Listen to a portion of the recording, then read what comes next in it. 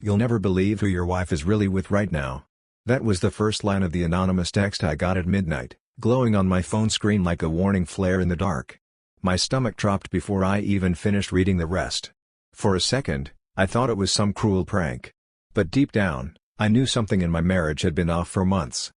I stared at the message, my hands shaking. My wife, Anna, had told me she was at her best friend's house for a girls' night. But the message claimed she was with someone else, a man I knew. My co-worker. The guy I had introduced her to at a company barbecue. I didn't want to believe it. We'd been married for 5 years. We had dreams, plans, a house we were paying off together. I was already drowning in stress from losing my job earlier that month, and Anna had seemed distant ever since.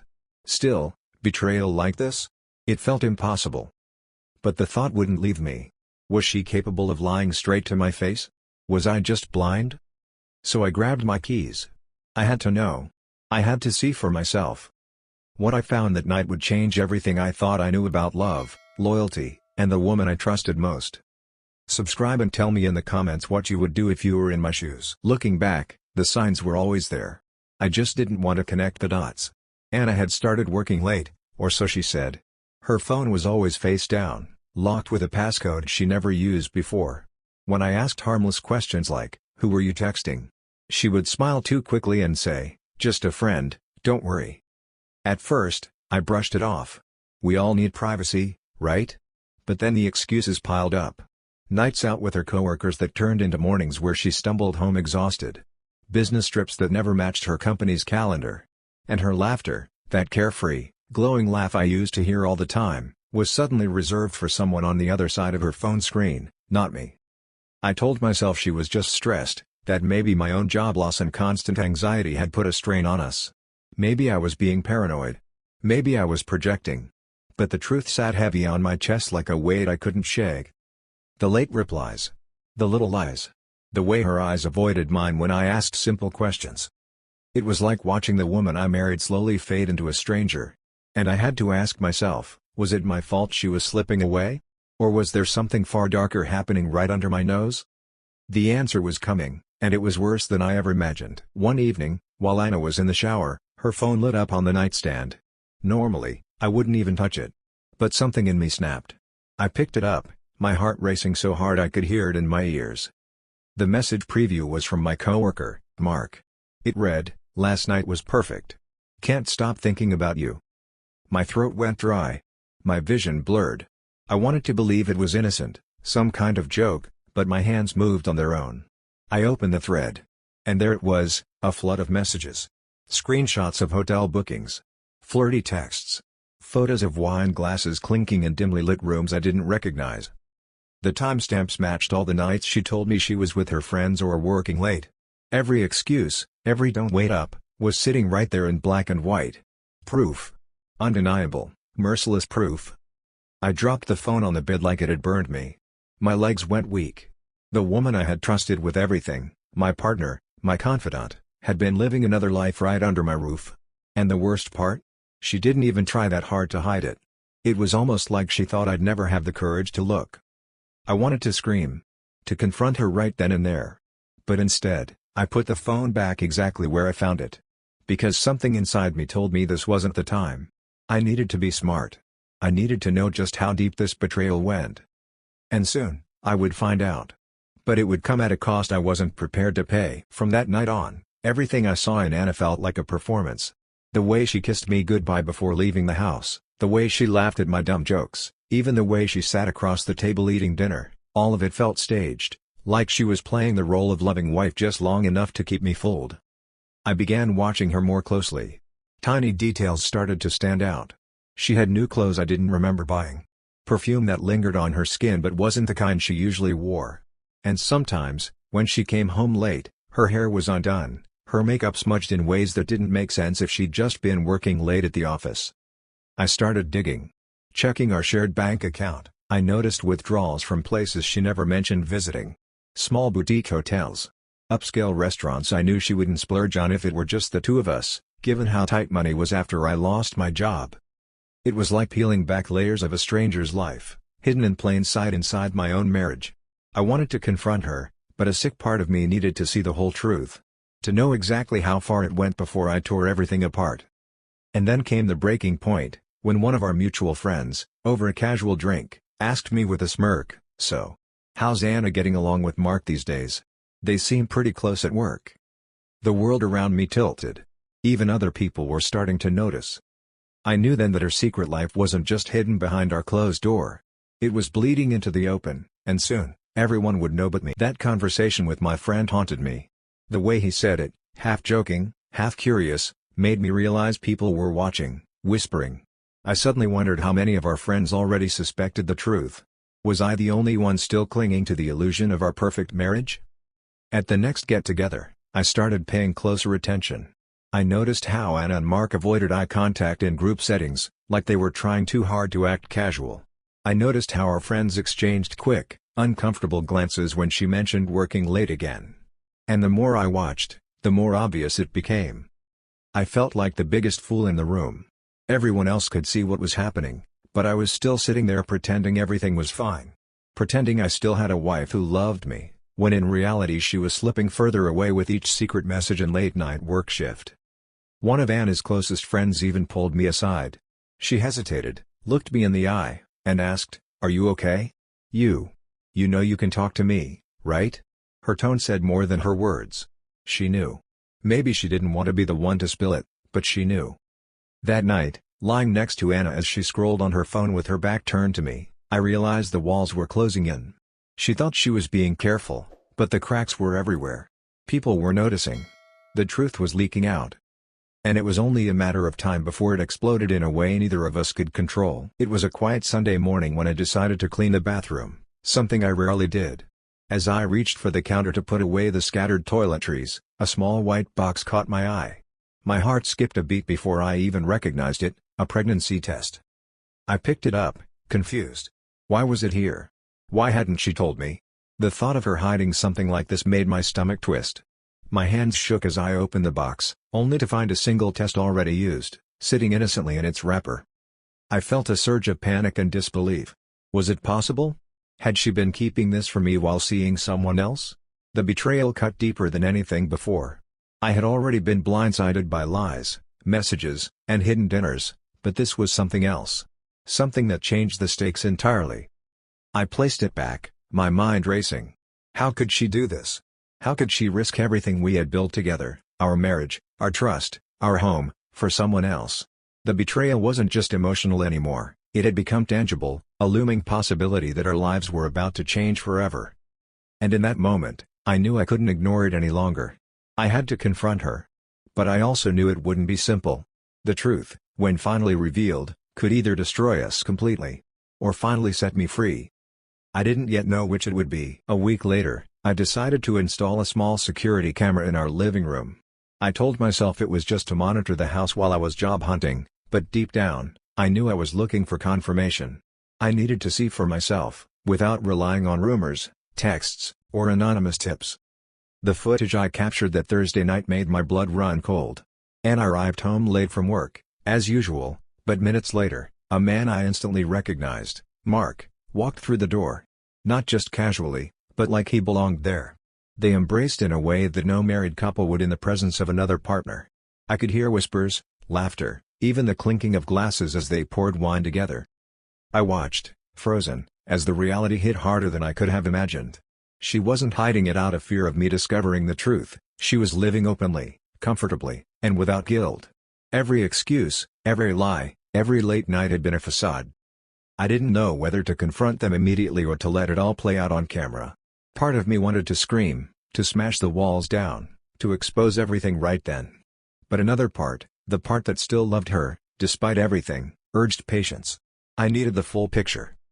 By the time the night ended, I had undeniable proof.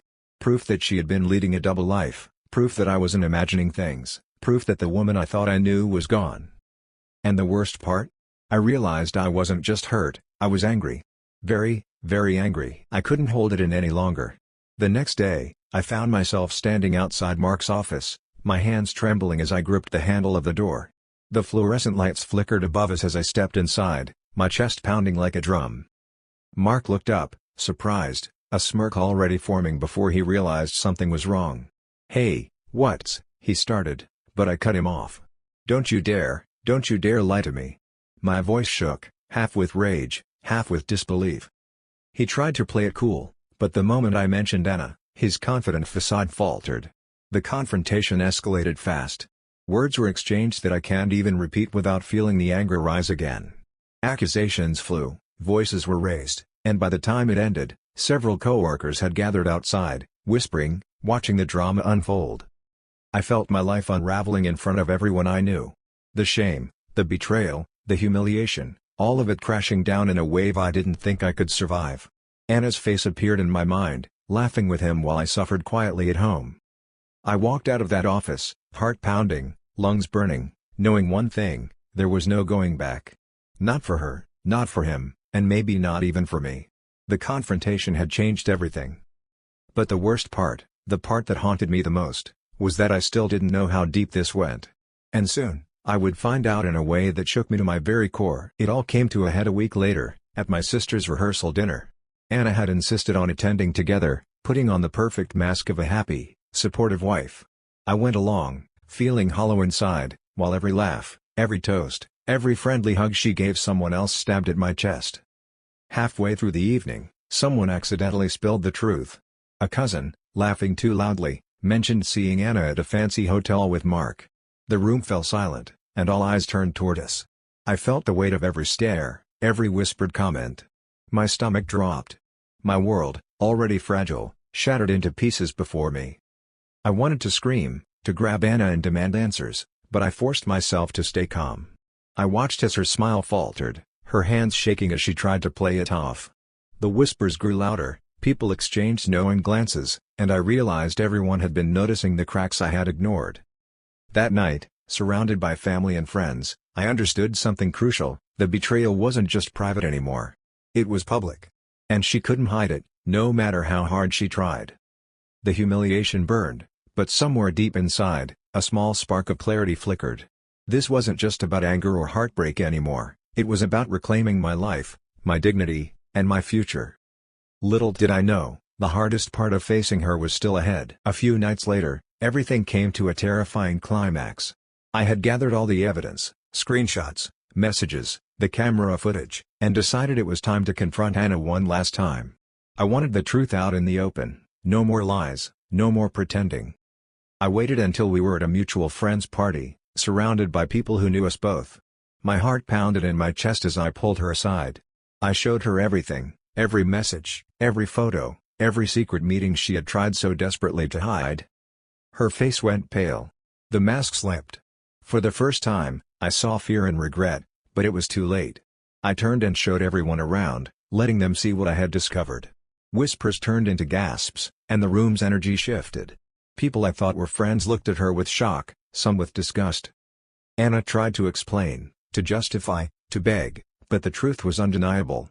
The betrayal was out in the open, and there was no taking it back. I felt a mix of relief and devastation. Relief for finally knowing, devastation for the life I had believed in, now crumbling before me. That night, I left the party alone. My life felt like it had been ripped from me, yet strangely, a sense of clarity settled in. I knew the darkness I had been drowning in for months wasn't the end. It was the beginning of something else, something I had to face head-on. And I was ready, even if I didn't yet know what that meant for my heart. The days that followed were some of the darkest I've ever lived through. Anna moved out almost immediately, taking with her the life we had built together. Our apartment, once a place of comfort, now felt like a mausoleum of memories, every corner reminding me of what I had lost. Friends I had trusted started picking sides. Some avoided me, uncomfortable with the drama, while others whispered behind my back, questioning how I could have missed the signs. Even family members, trying to stay neutral, couldn't hide the disappointment in their eyes. I felt utterly alone, stripped of home, pride, and the people I thought would always have my back. I spent nights replaying everything in my mind. The texts, the late nights, the laughter that wasn't meant for me. I cursed myself for ignoring the signs, for hoping things would get better, for clinging to a love that had been false for months. Anger boiled inside me, but so did a deep, aching sadness. Yet, amid the pain, something shifted.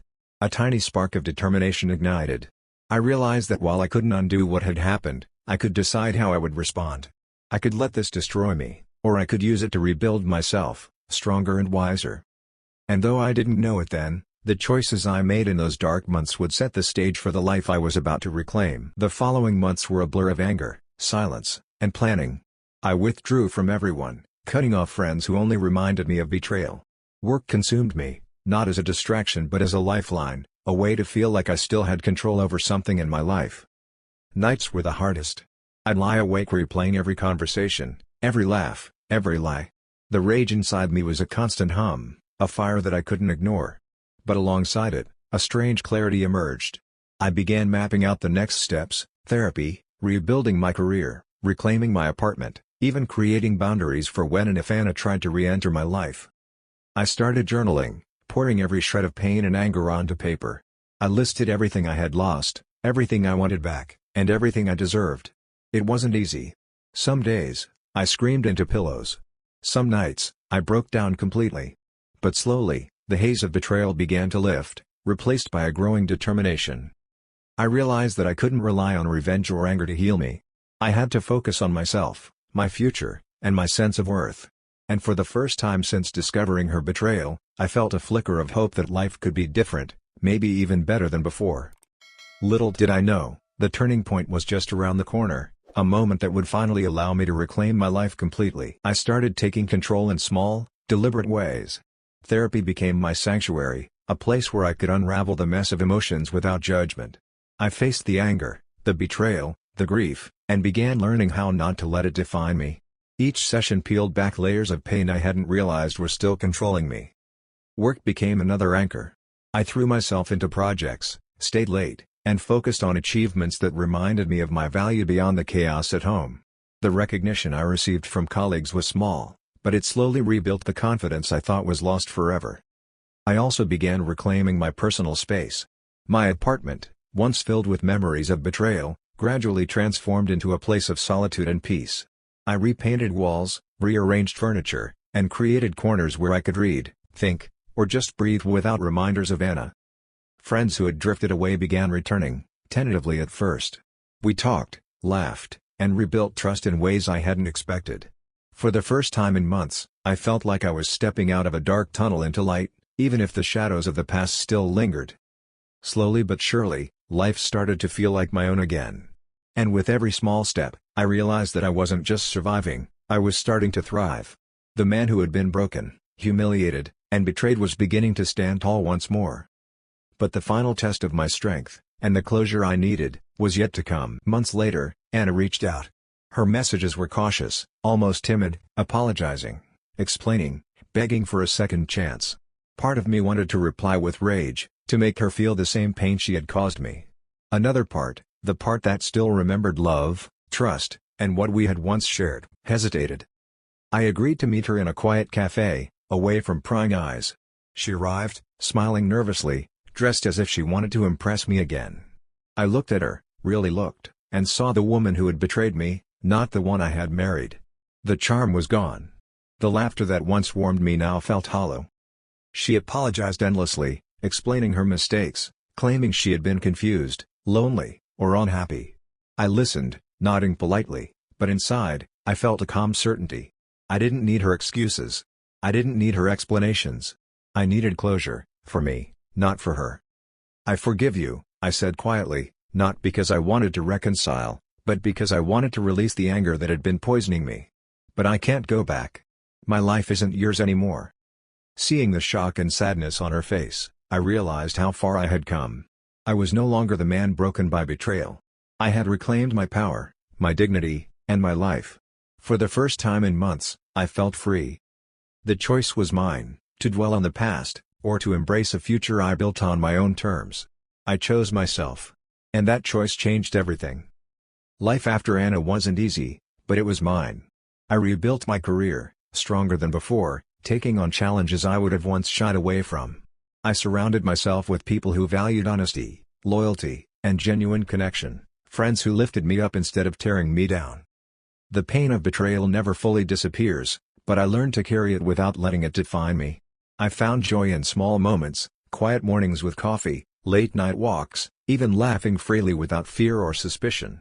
I discovered that happiness isn't about avoiding heartbreak, it's about choosing yourself when life tries to knock you down. I also learned the power of boundaries. Trust, once broken, can't always be repaired, and sometimes walking away is the bravest choice you can make. I let go of anger, not for her, but for me, to reclaim peace I hadn't known I'd lost. If you enjoyed this story, don't forget to subscribe, hit the like button, and stay tuned for the next drama. And as I look back, I realize something crucial: no betrayal, no heartbreak, and no deception can stop you from rising again, as long as you remember your own worth.